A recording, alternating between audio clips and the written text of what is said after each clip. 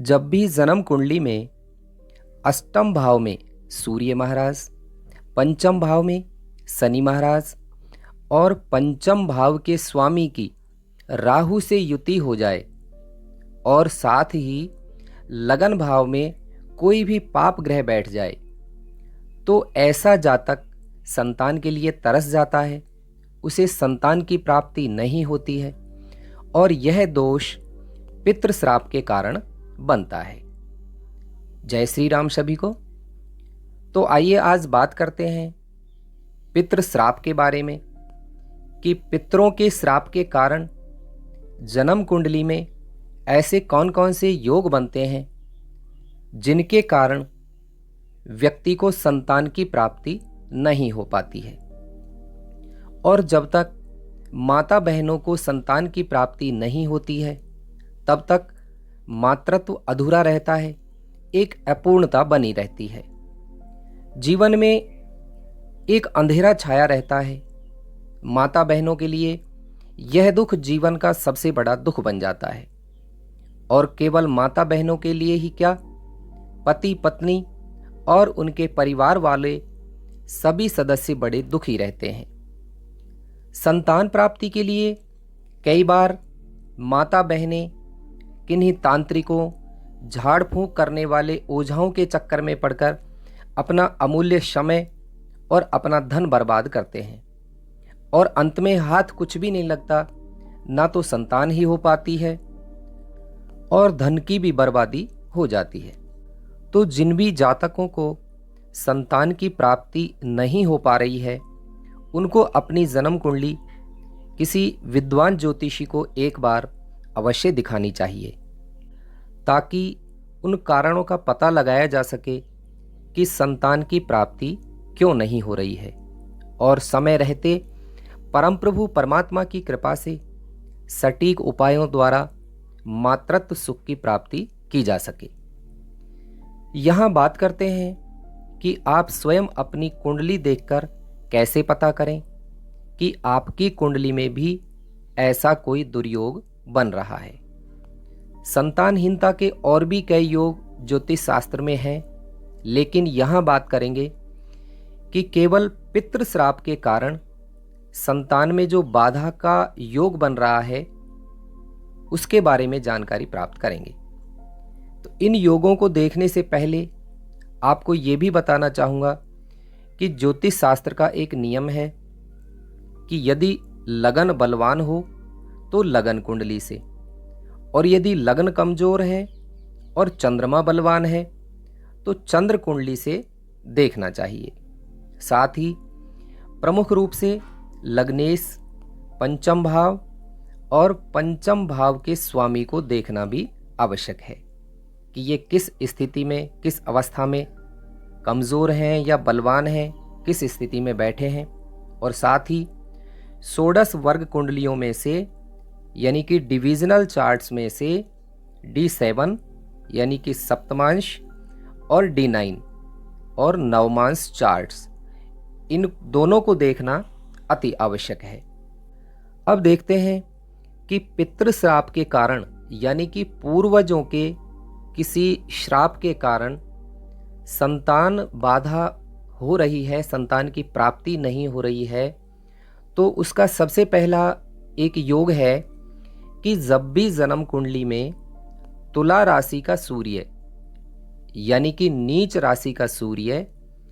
D9 chart में यानी कि नवमांश कुंडली में शनि के नवांश में होकर पंचम भाव में बैठा हो और सूर्य के दोनों ओर यानी कि चौथे भाव और छठे भाव में क्रूर ग्रह बैठे हों तो पितृ श्राप के कारण संतान की प्राप्ति नहीं हो रही है। अब दूसरा योग देखते हैं कि जब भी सूर्य महाराज पंचम भाव के स्वामी बनकर यानी कि 5वें भाव में सिंह राशि हो और सूर्य त्रिकोण भाव यानी कि पंचम या नवम भाव में बैठ जाएं और साथ में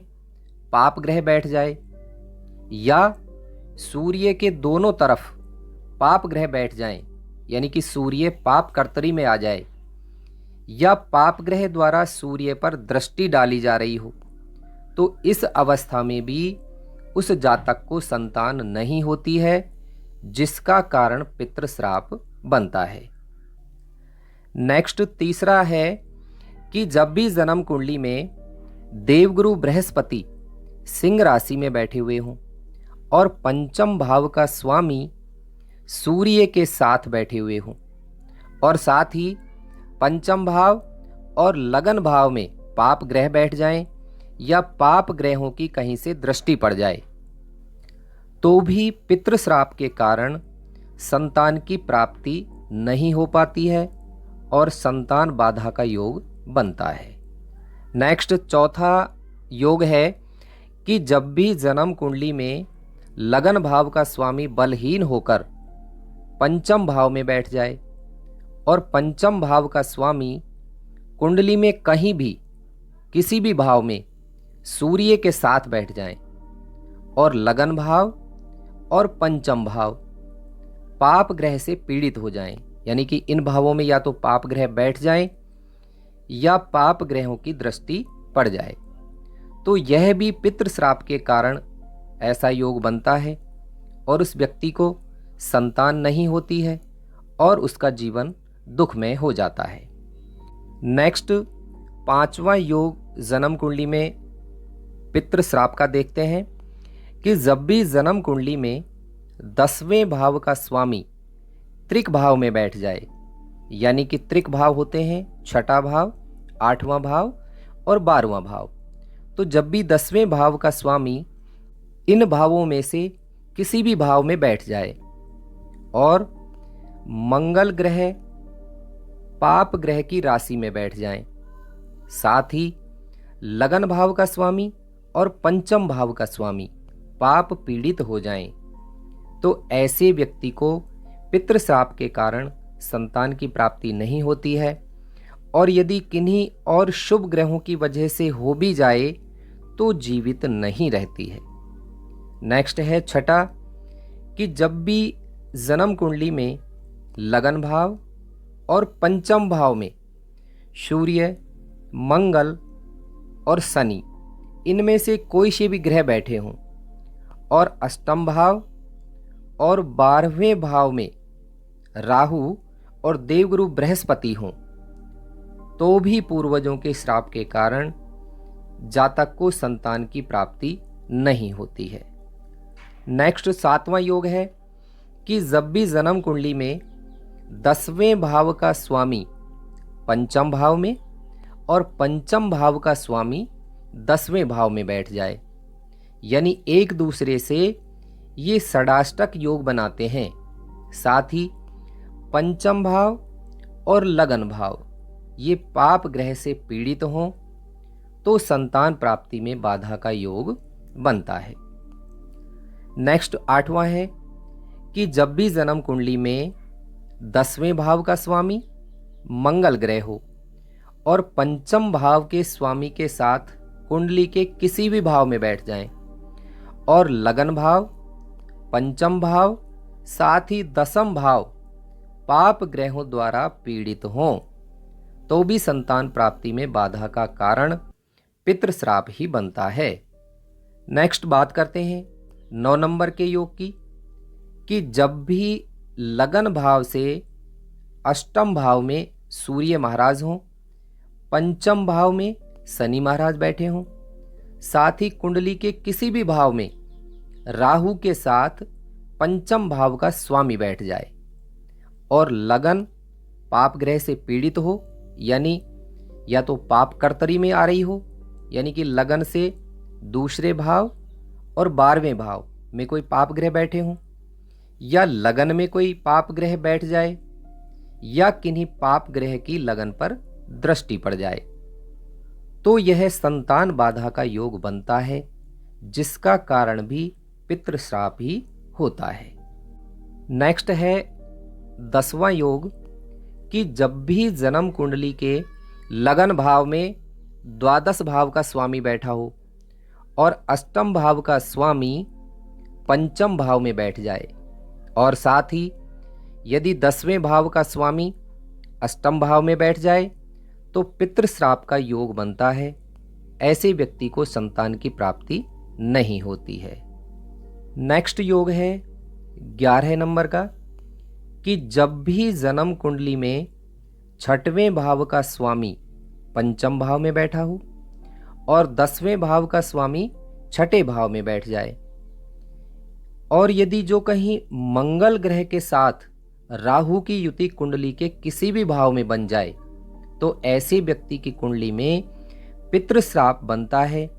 जिसके कारण उसको संतान की प्राप्ति नहीं हो पाती है और उसका जीवन दुखी बना रहता है। तो जिनकी भी